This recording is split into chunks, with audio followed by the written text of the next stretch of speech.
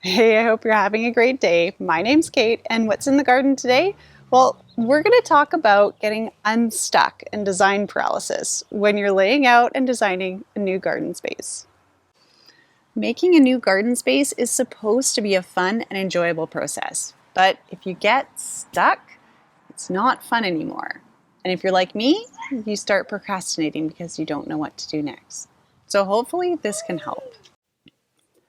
This is my brand new cottage garden that I've just started. So far, I've laid out the beds and planted a couple more fruit trees. And up to this point, I had it all figured out. I knew how I wanted the basic layout to be, so it was easy to get that done, and I'm really happy with it. But now I'm struggling because I'm not a garden designer and I've never had a planted garden space this size before. So I got stuck because it feels like all the variables have just exploded with options and the blank canvas feels paralyzing. So I've done a couple things to help me get back on track. The first thing is I took inventory of all the plants and seedlings that I have to plant this year. I've been collecting a few perennials from the garden store and I've started a lot of seedlings from seed this year. So I made a list and counted everything in pots and containers and also a couple things that I want to move, and I put them into a spreadsheet on my computer with some info about them. For example, I included categories like flowers or vegetables. I had a column to show if I intended them for this space or not, and also their mature size.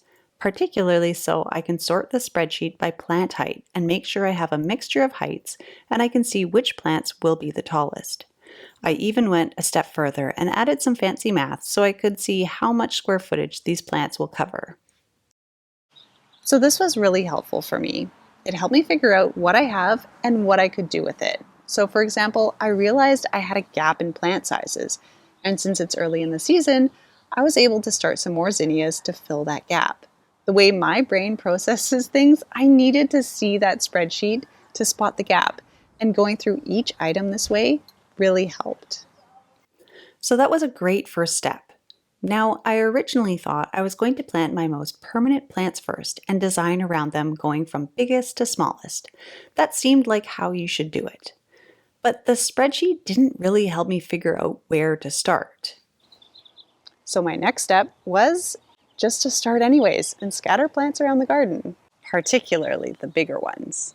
I've left space for smaller plants next to the paths, but the bulk of the plants go in the middle. That's what I need to figure out. So I'm playing with heights, their period of interest, like when do they flower, and color and foliage. It's definitely helping in terms of pairing plants together, spreading out the colors, and saving spaces for pockets of various things. There's a lot to consider all at the same time, which is why this is a process. You can't go into this thinking you just do the layout and then it's done.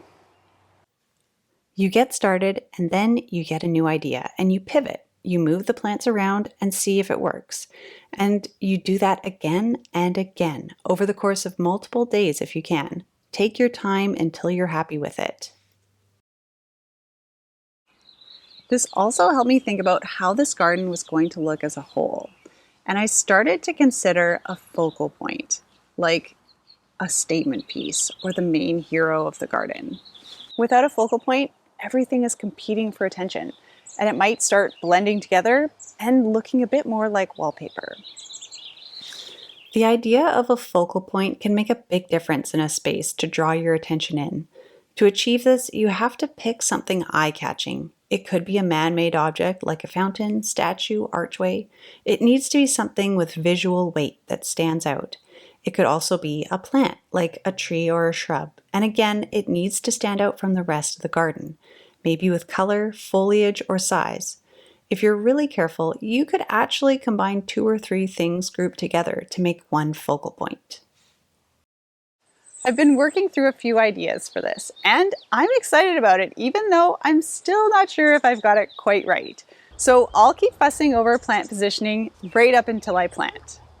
But I also have a few plants that I am happy with. So make sure you follow along to see the first plants in my new cottage garden.